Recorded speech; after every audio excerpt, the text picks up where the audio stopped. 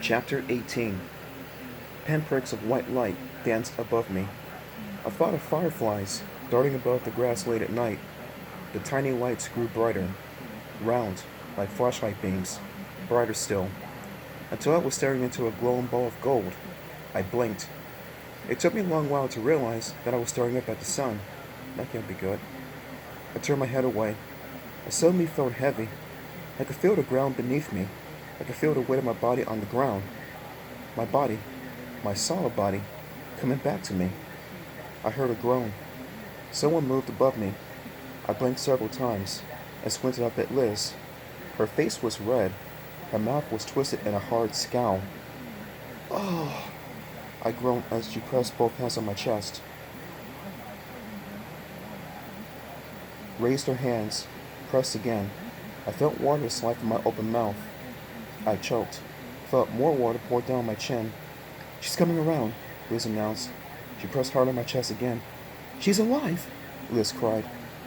Behind her, I could see bare legs, swimsuits, campers. Yes, the other campers.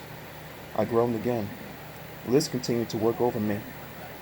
I'm laying on my back, I realized. I'm on the lake shore. Liz is giving me CPR.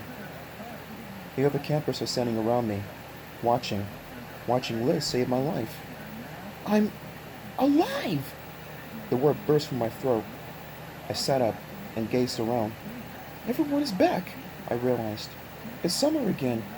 The leaves are back on the trees. The sun is beaming down, and everyone is back, including me. Liz uttered a sigh and sank back on her knees. Sarah, are you okay? She asked breathlessly. She mopped sweat from her forehead with the back of her hand. Are you okay?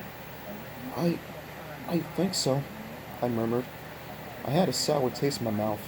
I still felt a little dizzy. Behind Liz, some campers cheered and applauded. We thought you were gone for a moment, Liz sighed. You stopped breathing. What a scare. Two campers helped me to my feet. I tried to shake off my dizziness. I'm okay, I cried. Thank you, Liz. You saved my life. I hugged Liz. Then I turned around and hugged Aaron. Brianna and Meg were standing nearby. I startled them by hugging them, too. I was so happy to be alive. So happy to be away from that gray winter. Away from that frightening ghost girl in the empty camp. Sarah, what happened? Liz asked, placing a hand on my still wet shoulder. She gently brushed back my hair. I'm not sure, I told her. I'm really not sure. Liz shuddered. When you stopped breathing, I got so scared. I'm fine now, I told her with a smile. Thanks to you. She did it for attention, I heard someone mutter. I turned, as though Jan whispering to another girl. No, everyone has to say, poor Sarah, Jan whispered nastily. Now everyone has to be nice to her. I felt hurt. I opened my mouth to say something to Jan, but I was so happy to be back, so happy to be alive, I just ignored it. I rested a hand on Aaron's shoulder around walking back to my cabin. I'm going to enjoy the rest of camp, I told my brother. I really am. The nurse checked me out carefully, then I rested all afternoon. I took a long nap. When I woke up, I was starving. I realized I hadn't eaten all day. I pulled on jeans and a camp sweatshirt and hurried to the campfire. As I trotted down the path toward the clearing by the woods, the aroma of hot dogs and hamburgers on the barbecue drifted out to me. That sounds so good right now. Richard greeted me at the campfire circle. Sarah, you look great, he exclaimed. I heard about what happened at the lake this afternoon. Well, I'm fine now, I told him. I feel great. Hey, no more close calls, he scolded, or else you have to swim the kiddie pool. I'll be careful, I promised. You'd better, because we don't have a kiddie pool, he joked. I laughed. Take a seat, he said, pointing to a circle of logs. Take a seat, everyone, he called out. We're going to have a meeting before we eat. Most of the campers had already taken their places. I glanced around the circle quickly, searching for a place to sit.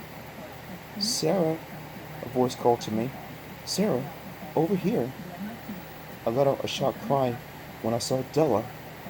Della, by herself on a log back near the woods, her blonde hair shimmering over around her pale face, the pink evening sunlight shining through her body, shining right through her. No! I moaned. Come over here, Sarah, Della called. Please, sit over here with me. Be my buddy. 19 next time.